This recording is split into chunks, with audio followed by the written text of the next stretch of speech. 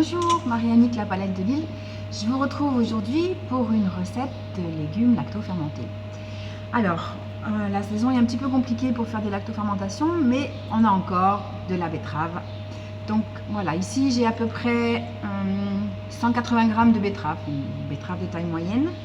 On va utiliser également un oignon, ici c'est un oignon nouveau, émincé finement. Un petit peu de sel. 2 petites gousses d'ail, moi j'aime bien l'ail avec la betterave, ainsi que les épices. Ici vous avez des baies roses et un petit peu de piment de Cayenne. Alors les épices à utiliser avec parcimonie parce que la lactofermentation va vraiment augmenter leur pouvoir. Ensuite j'ai choisi de faire une petite déco, donc j'ai ici des fleurs de capucine. En plus la fleur de capucine, si vous connaissez, elle a un petit goût poivré qui se mariera très bien avec la betterave. Et j'ai également une feuille de chou pour venir couvrir. Donc on va faire ce petit bocal qui fait à peu près 350 ml.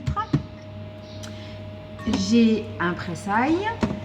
J'ai également, pour pouvoir faire un poids sur les légumes pour empêcher qu'ils ne remontent, soit un galet, soit un petit pot en verre, vous voyez, pour pouvoir venir bloquer les légumes. Alors donc les betteraves sont râpées.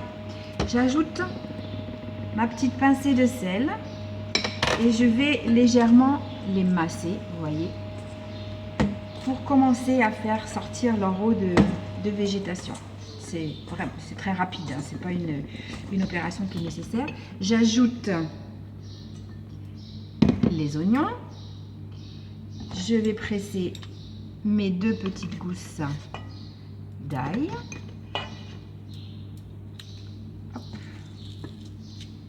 On voit bien l'ail sortir. Voilà.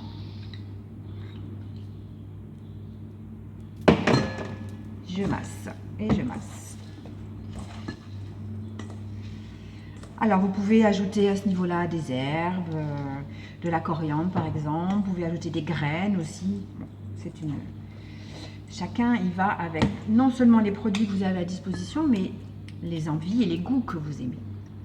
Alors tout simplement, donc mon bocal, il est simplement lavé et laissé sécher. Hop, je remplis mon bocal. Je tasse bien. Vous voyez, c'était la bonne mesure. Je vais pouvoir bien le tasser. Je ne sais pas si vous voyez. Hop. Alors, en fait, j'appuie, voilà, j'appuie pour chasser un petit peu les bulles d'air. Hop, je vais mettre une petite pincée de piment de Cayenne. On aurait pu également les mélanger avec les betteraves quand on les a amassées. Et quelques baies roses. Hop, voilà. Je vais mettre mes pétales pour décorer. On aurait pu les mettre aussi avant de remplir. Vous avez le choix en ce moment, il y a plein de fleurs comestibles. Vous avez le choix. Et voilà. Alors, ici, ma saumure. Donc là, j'ai mis à 2%. Donc là, j'ai 1 demi-litre. Donc j'ai 15 grammes. Pardon, 10 grammes de sel pour les 500. Je verse sur mes légumes. Hop, vous voyez, les légumes remontent un petit peu.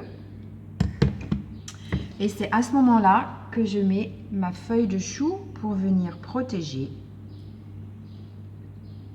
et empêcher que les petits filaments de légumes ne remontent. Voilà. Donc, vu le volume, je vais mettre mon galet qui va maintenir le tout. Vous voyez, mon galet va maintenir le tout sous le niveau de la saumure. Et je ferme. Voilà.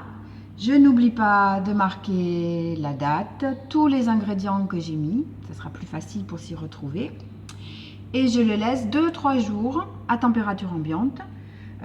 L'idéal, c'est de le mettre sur une petite coupelle parce qu'il va y avoir un dégagement de saumure avec le gaz carbonique qui va être produit. Et j'attends. S'il manque, au bout de ces 3 jours, s'il me manque un peu de saumure, vous pouvez rajouter soit de l'eau, soit de la saumure, refermer. Et ensuite, vous l'oubliez dans un coin sans trop de lumière, température constante, c'est mieux. Si c'est plus chaud, c'est pas grave, hein, la lactofermentation va se passer plus vite et vous la mangerez plus rapidement. Et puis voilà, vous laissez faire la nature. Je vous souhaite une bonne journée. À très bientôt. Au revoir.